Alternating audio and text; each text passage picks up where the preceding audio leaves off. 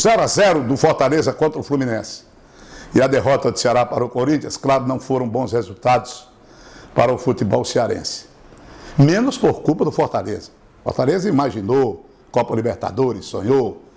Mas o Fortaleza é hoje um time farto de bons resultados.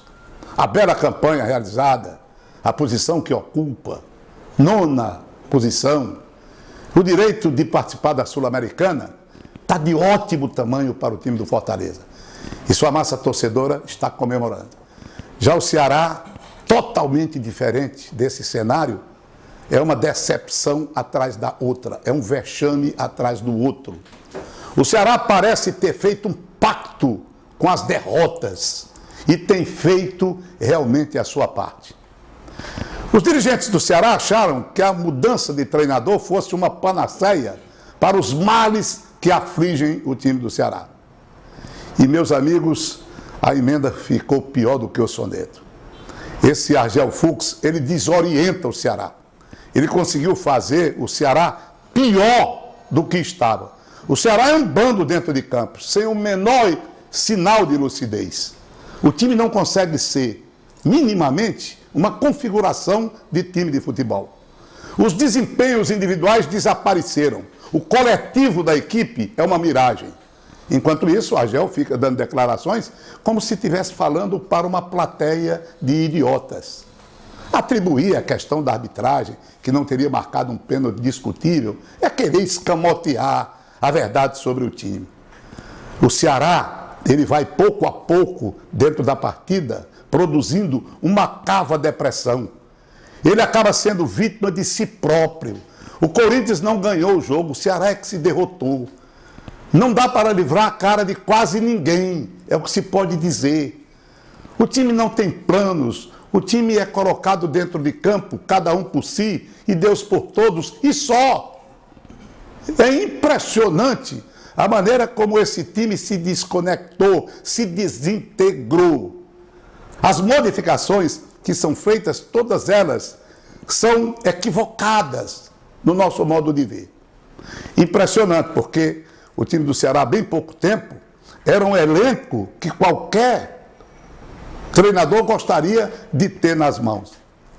Mas ele acabou sendo vítima de si próprio. Ele próprio foi se desmanchando. O time não tem certeza do que faz dentro de campo. Nunca se sabe o que o time do Ceará vai ser. Esse comentarista até projetava um empate como um bom resultado. Mas perder o jogo não deu realmente para aguentar. E essa torcida está indignada e com toda a razão. Cadê o Galhardo? A saída do jogador Baixola, mesmo que ele não estivesse jogando bem, a utilização um pouco mais tarde de Matheus Gonçalves, que podia ser jogador de maior utilidade, a insistência com esse jogador Leandro Carvalho.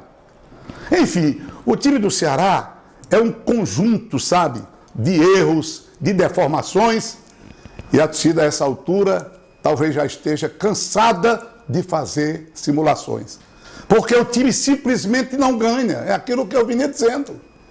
E quem não ganha não pode ficar eternamente esperando pela comiseração alheia. E é esse o papel do Ceará, como aquele sujeito que não consegue nada na vida e que passa a viver exatamente daquilo que os outros produzem para ele. É essa a imagem do time do Ceará.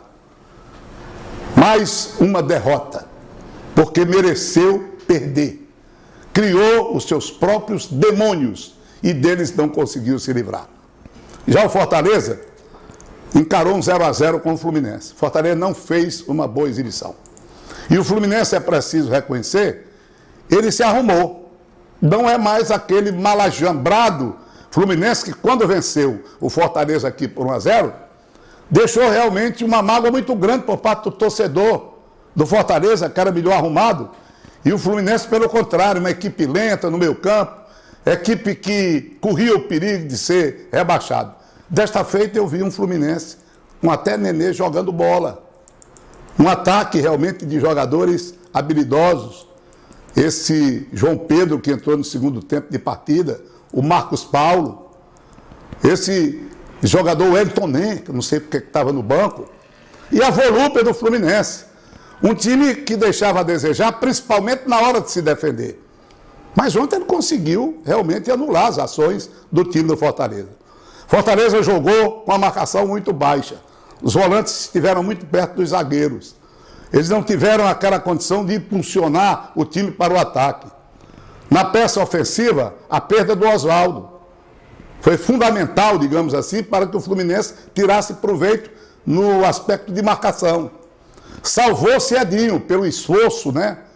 Pela maneira individualista dele, dentro de um bom sentido, voltando a jogar um bom futebol. De resto, não. Nem o Elton Paulista, nem depois Chiesa, nem tampouco o André Luiz, que não deu contribuição a coisa nenhuma. O jogo pelos lados também não funcionou. E o Fortaleza ainda teve contra si uma expulsão dentro da partida que lhe dificultou ainda mais as coisas. De qualquer maneira, um 0-0 que, repito, não incomodou, porque o Fortaleza, eu vou repetir, ele está farto de bons resultados. E há de se levar em consideração também o desgaste. Fortaleza tem feito partidas dentro de um nível de rendimento muito bom, e isso exige esforço. Daí porque, meus amigos, a situação realmente preocupante acaba ficando por conta do Ceará, que mais uma vez está dependendo de favores alheios. Era esse o recado.